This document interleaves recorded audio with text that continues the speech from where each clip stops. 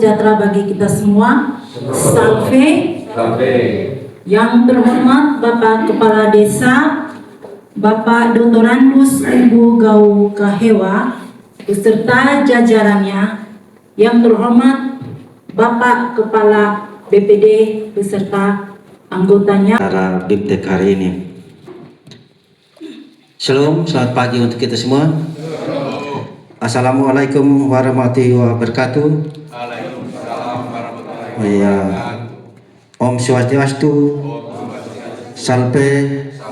Salam kebajikan. Salam sejahtera untuk kita semua. Saya pantun sedikit ya. Naik perahu menuju seberang, cakep. Air tenang di pagi hari. Mari kita lanjutkan acara sekarang, memasuki materi yang telah dinanti. Oke, jadi hari ini kita akan berbagi ilmu yang tadi sudah disampaikan oleh tim kita. Jadi Hari ini kita berbagi antara kami dari Undana dengan Bapak dan Mama semua yang hadir pada kesempatan ini. Ya, tema yang pertama yaitu seperti yang tertulis di sana. Peraturan desa tentang pungutan desa di Desa Ulet Salah, dan itu sudah jadi. Jadi mudah-mudahan nanti pendampingan itu kan dilakukan secara online. Bisa saya bantu untuk kita bisa menghasilkan tidak saja peraturan desa tentang lembaga adat, tetapi juga bisa terkait dengan pungutan desa. Bapak Desa. Jadi kalau kita menyusun suatu peraturan, termasuk peraturan desa, itu mesti ada masalah yang harus kita atasi dengan cara membuat regulasi supaya kehidupan kita itu bisa tertib. Jadi baik, terima kasih banyak atas waktu dan tempat yang dipercayakan. Sekali lagi saya berikan ucapan terima kasih kepada Bapak berdua, khususnya bagi Bapak Saryono sebagai PBB pertama. Memang sesuai apa yang disampaikan Bapak dalam PBB pertama memang sudah berjalan, sudah sinkron antara lembaga adat dengan pemerintah desa. Berkaitan dengan apa yang di program desa, berkaitan dengan Musdus, Musren Bangdes, tetap ada. Cuma yang jelasnya berkaitan dengan materi kedua tadi, ini yang agak menetapkan kami. Jadi yang materi kedua sudah paling awal berkaitan dengan peraturannya.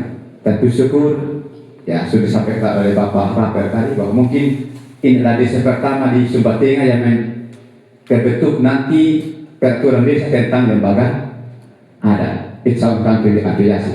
Yang lebih terkesan Bapak yang mau saya tertarik di bagian tadi itu yang ada sedikitnya saya nyampe muda. Ini membuat pola pikir sehingga mohon maaf kepada Bapak atau orang yang anggota lembaga adat sudah sampai habis tadi. Kebetulan seorang tokoh yang sudah tua, tetapi jawaban ada. Tetapi ada satu bentuk peduli bagaimana cara kita membentuk yang namanya ekonomi kreatif. Itu yang dibutuhkan oleh orang-orang yang masih punya skill. Ini yang satu saya tertarik Bapak. Cuma jalan apa yang ditempuh untuk adakan unitnya, subnya, atau saya yang dikatakan Bapak saya tadi. Karena kalau kita bertolak kembali dengan kemarin yang pengalaman Bapak berkaitan dengan adat yang kebetulan juga notabene-nya sekarang di sebelum ini ada 5 orang lembaga adat yang di dalam juga bapak-bapak yang sudah ya berkatakan sudah umur. Dan untuk berkaitan dengan ekonomi kreatif memang jauh dari harapan. Ya mungkin dari kesempatan ini dengan apa yang disampaikan Bapak tadi berkaitan dengan sayapnya itu materi dia itu tetap berjalan lancar. Adapun Bapak di Kupang, kami di Beliau tetap berjalan terus seperti yang saya katakan.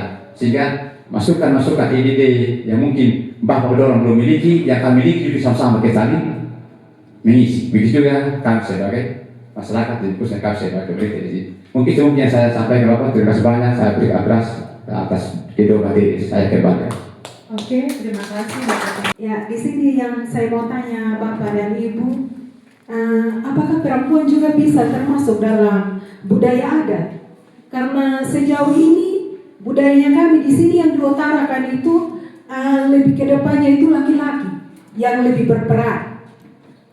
Karena kalau dilihat, menurut saya perempuan itu memang memikirkan hal-hal yang lebih kecil, tapi dampaknya besar. Karena di sini tadi saya melihat di materi tadi itu ada kreatif. Jadi perempuan bisa mengutarakan ide-ide kreatif. Contohnya bisa tenun, bisa anyam. Nah ini yang saya mau tanya, apakah perempuan juga bisa termasuk di sini? Ya mungkin hanya itu yang saya bisa tanya. Terima kasih. Terima kasih kesempatan yang diberikan.